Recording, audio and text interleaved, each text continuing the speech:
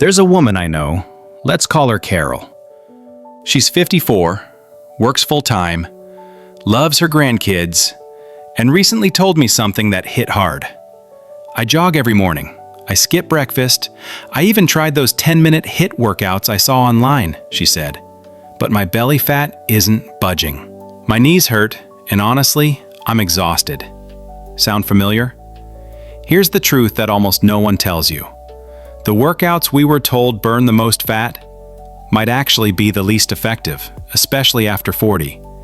In fact, new research and real-life experience show that the best fat-burning exercise for people in their 40s, 50s, and beyond might be the one you've been ignoring all along. It's not sprinting, it's not jumping rope, and no, it's not starving yourself with fasted cardio either. Today, we're putting 12 of the most popular cardio exercises to the test.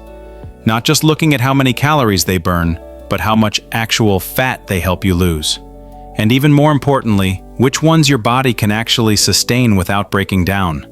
Because if you're over 40, it's not just about doing more. It's about doing what works smarter for your joints, hormones, and metabolism.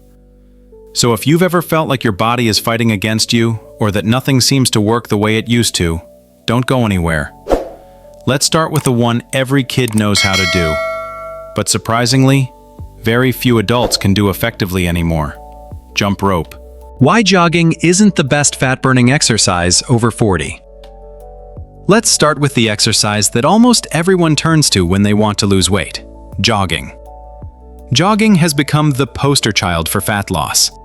You see it everywhere: celebrity fitness routines, New Year's resolutions, even doctors often suggest it as a go-to. And for good reason. It burns a fair number of calories, it gets your heart rate up, and it feels like you're doing the work. But here's the catch. When you're over 40, jogging might not be the fat-burning hero you think it is. Let me explain why. See, when you jog, your body mostly burns a mix of carbohydrates and fat for energy. But according to recent metabolic data, only about 40% of those calories come from fat. That means more than half of what you're burning is not body fat. It's stored sugar. Now that's not necessarily a bad thing, but if your main goal is to lose fat, especially that stubborn belly fat that creeps in after 40, you'll want a more fat-dominant energy burn.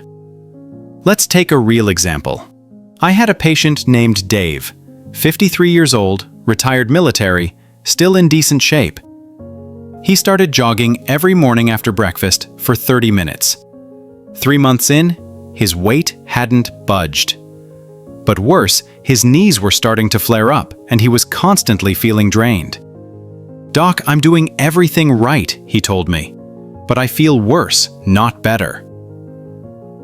We took a look at his overall routine and realized jogging for him was too much repetitive impact, not enough recovery, and not the most efficient use of his time or energy.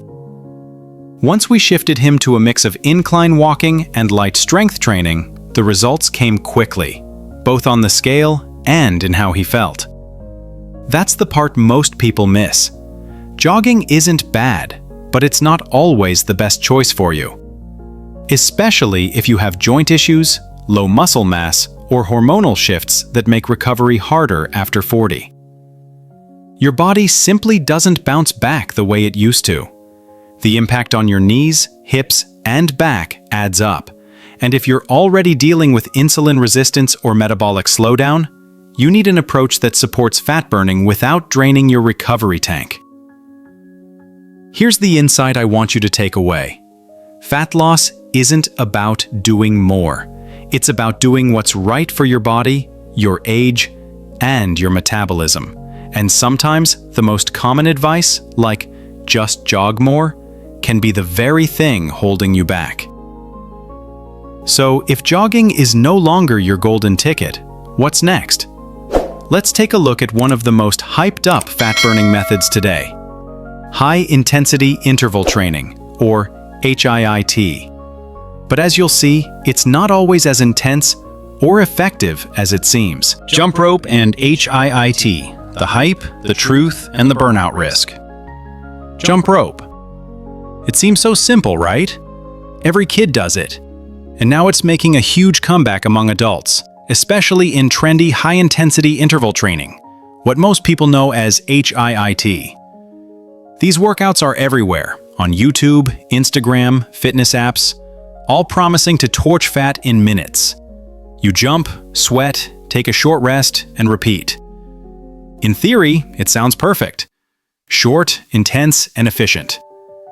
But here's the thing. When you're over 40, intense comes at a cost. HIIT exploded in popularity partly because of the so-called afterburn effect.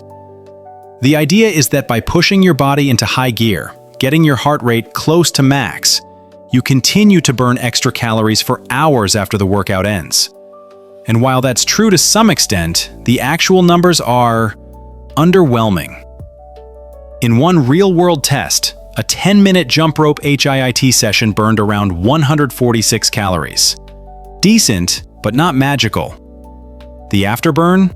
Just 28 extra calories in 20 minutes of rest. For a workout that feels brutal on your lungs, calves, and joints, that's not exactly a miracle payoff. And the biggest challenge? Most people over 40 simply can't safely push their heart rate to the 85 to 90% max zone needed to activate that afterburn in the first place. I remember a patient. Her name was Monica, 49, former athlete, trying to get back in shape. She jumped into a popular online HIIT challenge involving jump rope and burpees. By week 2, she was sidelined with a strained Achilles and frustrated as ever. "It worked for my niece," she said, "but I just can't keep up." And that's the truth. HIIT wasn't designed for every body, especially not one that's been through decades of wear and tear. That's not to say all HIIT is bad. In fact, when done right, scaled for your fitness level with proper rest and low-impact variations, it can be a powerful tool. But too often it's approached with a go hard or go home mentality that leads to injury, burnout, and discouragement. If you're in your 40s, 50s, or beyond, your recovery matters more than ever. Burning yourself out Monday just to spend the rest of the week sore and stiff isn't a recipe for long-term success. Here's the insight I want to leave you with. Consistency beats intensity. It's better to move in a way you can repeat than to go all out and give up. And when it comes to fat loss, it's not about who sweats the most. It's about who shows up, week after week, with a plan that respects their body. So if high-impact HIIT and jump rope aren't working for you, don't worry, you're not out of options. In fact, the next method we'll look at burns even more calories per minute, but comes with a the illusion of sprints, high burn, low fat. Let's talk about sprints. On paper, sprinting looks like the ultimate fat-burning exercise. Short bursts of all-out effort, sweat pouring, muscles firing. And the calorie numbers? Impressive. In just 10 minutes, you can burn as much or even more than jogging for half an hour. But before you lace up your shoes and head to the nearest track, there's one critical thing you need to know. Just because sprinting burns a lot of calories doesn't mean it burns a lot of fat. Here's why. When you sprint, your body needs quick energy, fast. So instead of tapping into your fat stores, which are slower to break down, your body grabs from its most immediate source, carbohydrates. In one test using a high-precision metabolic tracker, 97% of the calories burned during sprints came from carbs and only 3% from fat. That's not a typo. So even though the calorie number looks impressive, the fat-burning percentage is actually the lowest among all exercises tested. And beyond the science, let's talk about what sprinting feels like, especially after 40. I had a client, Alan, age 56. Former high school athlete, still strong and proud of it. He decided to get back into shape with a no-excuses sprint routine he found online. He went hard, really hard, but by week 3, he was hobbling into my office with a pulled hamstring, tight hips, and a shoulder strain from poor posture during his runs. "I forgot I wasn't 25 anymore," he admitted. And honestly, that's a trap many fall into. Sprinting demands not just strength, but mobility, joint resilience, and a recovery system that slows with age. Without proper warm-up, form, and rest, the risk of injury skyrockets. Now, does this mean sprinting is useless? Not at all. If you're already conditioned, pain-free, and enjoy the challenge, it can be a great tool, occasionally. But for most people over 40, the cost of sprinting often outweighs the benefit. You might burn more in 10 minutes, but if you're sidelined for the next 6 days, what have you really gained? Here's what I hope you take away.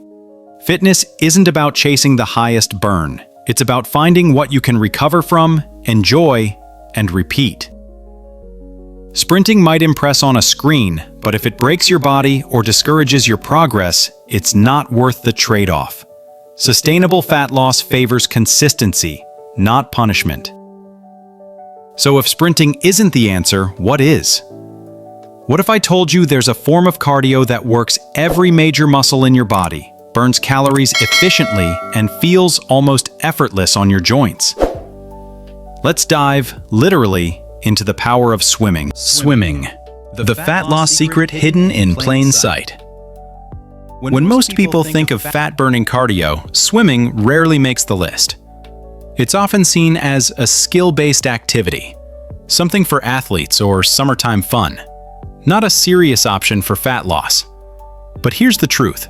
Swimming is one of the most powerful, joint-friendly fat-burning exercises you can do, especially after 40. And it's been hiding in plain sight all along. Unlike running or cycling, swimming activates nearly every major muscle group in your body. Arms, legs, back, core, all working together in harmony. That full body effort means a higher overall calorie burn without the pounding impact that wrecks your knees or lower back. Even more fascinating, because water pulls heat away from your body faster than air, your body has to burn extra calories just to stay warm. That's right. In swimming, you burn calories even when you're just trying to maintain body temperature. I had a patient named Karen, 61, who came to me with chronic knee pain, borderline diabetes, and a deep frustration after years of trying to lose weight. Walking hurt. It was overwhelming. And jogging? Out of the question. But she loved the water. So we started simple, 3 pool sessions a week. She didn't even swim laps at first, just walked and did gentle exercises in the shallow end. Within 2 months, her blood sugar stabilized, she dropped 7 pounds, and her sleep improved. But the best part? She told me, for the first time in years, I actually look forward to exercising. And that's the magic of swimming. It's not just effective, it's enjoyable. It doesn't leave you drained or sore for days. It feels refreshing, therapeutic even. And for people over 40, dealing with stiff joints, old injuries, or the emotional toll of yo-yo dieting, that sense of ease can be the key that unlocks long-term consistency. Now, maybe you're thinking, but I can't swim. No problem. You don't need to swim laps like an Olympian. You can use a kickboard, join a water aerobics class, or simply walk in the pool. What matters is that you're moving, in a way your body loves and can recover from. Here's what I want you to remember. Fat loss isn't just about how hard you push. It's about how well you move, how fully you engage your muscles, and how sustainably you can show up week after week. And for many people, swimming checks all those boxes. But what if you don't have access to a pool, or just prefer to keep your workouts on land?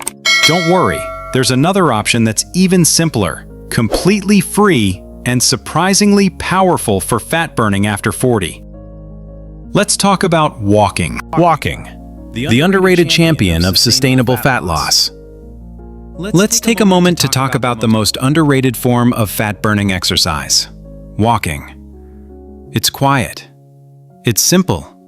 And for some reason, it's often dismissed as too easy to be effective. But here's what most people don't realize. Walking isn't just effective. It might be the single best form of sustainable fat loss for people over 40. And yes, I said best. The science is clear. In a study tracking calorie sources during different cardio activities, walking burned nearly 80% of its energy from fat. That's the highest fat-burning percentage of all the exercises tested, including jogging, sprinting, and even some HIIT sessions. Why?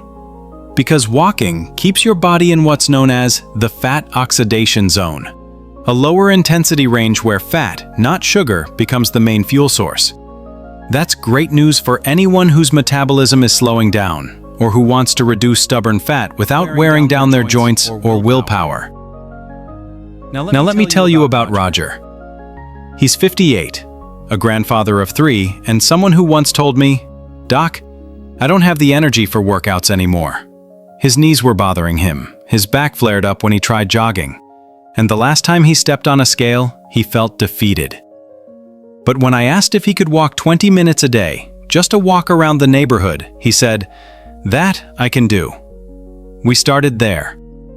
Within 12 weeks, Roger had lost 3.5 pounds of fat. But more than that, his blood pressure improved, he was sleeping better, and this made me smile. He started walking with his granddaughter in the mornings. It became their thing. He didn't need a gym membership. He just needed consistency. That's the beauty of walking. It's low impact, low stress, and easy to recover from. It doesn't spike cortisol the way high-intensity workouts can, which is especially important if you're over 40 and dealing with hormonal shifts or chronic stress. And it's incredibly adaptable. Want to burn more calories? Add a light backpack. Want to boost fat burn further? Try incline walking on a hill or treadmill. Want to improve digestion and blood sugar? Go for a 10-minute walk after meals. These tiny tweaks add up, and they work with your body, not against it. Here's the insight I want to leave you with. Walking may not feel heroic, but it's what keeps the heroes going. It's the movement that builds momentum, strengthens your heart, clears your mind, and gently chips away at fat stores over time. And unlike many fitness trends, walking is something you can do for life. So if you're tired of workouts that leave you sore, overwhelmed, or defeated, consider this your permission to walk, proudly, intentionally, and consistently. Because when it comes to long-term fat loss, the exercise you'll stick with always wins. Now, you might be wondering, can walking alone get me all I can combine it with to take results even further? The answer lies not just in what you do, but in what you don't undo. Let's talk about the role of food and how one wrong meal can erase hours of hard work. The diet trap. Burning calories means nothing if you eat it back. Let's talk about the elephant in the room. The one thing that quietly sabotages more fat loss progress than any exercise ever can. Your diet. It doesn't matter how many calories you burn from swimming, walking, or even sprinting. If you eat it all back, or more, you won't lose a single pound. This is the diet trap that so many people fall into, especially when trying to get back in shape after 40. Here's what usually happens. You push through a tough cardio session, you sweat, you ache, and you feel like a champion. Your fitness tracker tells you, "Congratulations, you burned 500 calories!" And then, somewhere between the kitchen and your well-deserved reward comes the silent undoing. A smoothie, a muffin, maybe a glass of wine. Before you know it, you've eaten 700 calories to treat yourself for burning 500. And the worst part? You don't even feel full because processed food doesn't satisfy hunger the way whole food does. Let me give you a real-life example. One of my patients, Dana, 47, came in frustrated. She was walking 45 minutes a day, 5 days a week, and still gaining weight. When we dug into her habits, we discovered that after each workout, she'd stop at her favorite juice bar and grab a post-workout protein shake. Sounds healthy, right? But that shake had over 600 calories, twice what she burned from her walk. "I thought I was being good," she told me. And she was, with the best intentions. But this is where the fitness industry has confused so many people. It markets health foods that are calorie bombs in disguise. And it makes us believe we've earned more food just because we moved our bodies. So what's the solution? First, we need to change the mindset. Exercise isn't a punishment, and food isn't a reward. They're both forms of nourishment for your body and your mind. Second, focus on what fuels you, not just what fills you. After a workout, your body craves protein, fiber, and hydration, not sugar and heavy fat. Try a boiled egg and a piece of fruit, Greek yogurt with chia seeds, a handful of almonds. These are small changes, but they keep your progress moving forward instead of wiping it out. And here's a powerful insight to remember. The calories you burn are a bonus, but the calories you eat are your foundation. You cannot out-exercise a poor diet. And you don't need to restrict yourself endlessly either. You just need to eat with awareness, with purpose, and with long-term health in mind. Now that you know how to avoid the diet trap, let's talk about the next piece of the puzzle, one that most people over 40 completely overlook. Because if you want to keep your metabolism healthy, your hormones balanced, and resistance training, the missing piece most over 40s ignore.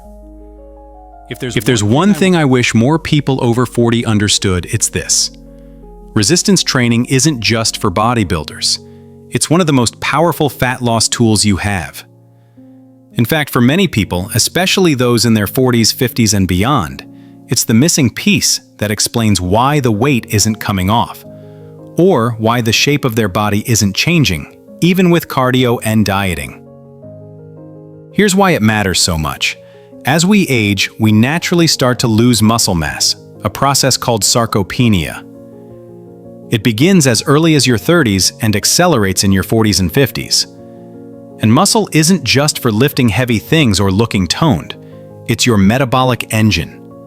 The more muscle you have, the more calories you burn, even at rest. That means resistance training helps you lose fat not just during the workout, but long after it ends. Let me introduce you to Tom. He's 63, had been doing cardio for years, morning walks, weekend hikes, a little cycling. His heart was healthy, but he couldn't get rid of his belly fat, and his doctor told him he was pre-diabetic. We added just 2 resistance training sessions a week, simple bodyweight exercises at home and light dumbbells. After 8 weeks, Tom had lost 4 pounds of fat, gained 2 pounds of muscle, and his blood sugar numbers had improved enough that his doctor canceled the talk of medication. "I didn't know I could still get stronger at my age," he told me. That's the power of strength training. It's never too late, and the benefits go far beyond aesthetics. Resistance training also improves your posture, strengthens your bones, boosts testosterone and growth hormone naturally, and protects your joints by improving the muscles that support them. And no, you don't need to lift heavy weights or spend hours in the gym. For most people over 40, 2 to 3 full-body sessions per week, using resistance bands, dumbbells, or even just body weight, is more than enough to see and feel a difference. The key is consistency, progressive overload, and proper form. Start slow, focus on movement quality, and let your body adapt. Here's the insight I want you to hold on to. If cardio helps you lose weight, resistance training helps you keep it off and look better doing it. It's not about bulking up. It's about building a body that moves well, burns more, and ages stronger. And in a time when metabolism tends to slow and muscle disappears without resistance, choosing to train is choosing to fight back. Now that you understand how muscle supports your fat loss journey, the question becomes, how do we bring it all together? Let's wrap this up with a simple, realistic formula, a combination of cardio, lifting, and mindful eating that you can actually stick to. Because the best plan isn't the most intense, it's the one you'll keep showing up for. Let's build that plan together. The best combo for long-term fat loss. Gentle cardio plus smart lifting plus mindful eating. So what's the best way to lose fat and keep it off, especially after 40 when your body doesn't bounce back the way it used to, your hormones are shifting, and your schedule is packed? The answer isn't one magic workout or a perfect diet. It's a simple, balanced combination of three things: gentle cardio, smart resistance training, and mindful eating. And when done together, they create a synergy that transforms not just your body, but your energy, mood, and long-term health.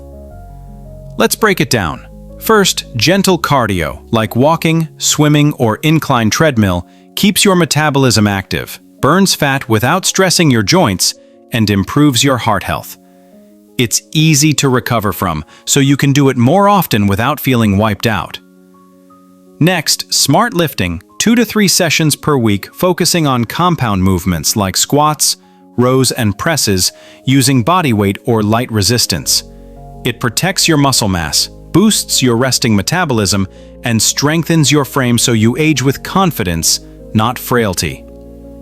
And finally, mindful eating, not extreme dieting, but learning how to eat with intention. That means focusing on protein, fiber, whole foods, and building habits you can stick with, even on stressful days. One of my clients, Maria, 59, came to me exhausted from years of yo-yo dieting and cardio boot camps. She believed that if she wasn't drenched in sweat, it didn't count. We changed everything. She started walking 20 minutes after dinner, added 2 resistance sessions a week in her living room, and we simplified her meals. Lean protein, lots of vegetables, and some flexibility on weekends. 3 months later, she'd lost 12 pounds, not just on the scale, but in inches around her waist. More importantly, she told me, "I finally feel like myself again." That's the kind of progress that sticks. Here's the insight I hope you carry with you. Fat loss after 40 isn't about doing more. It's about doing what works with your body, not against it. You don't need punishment. You need a plan that supports your hormones, your recovery, your lifestyle. The gentle workouts that feel too easy, they're often the ones that let you stay consistent.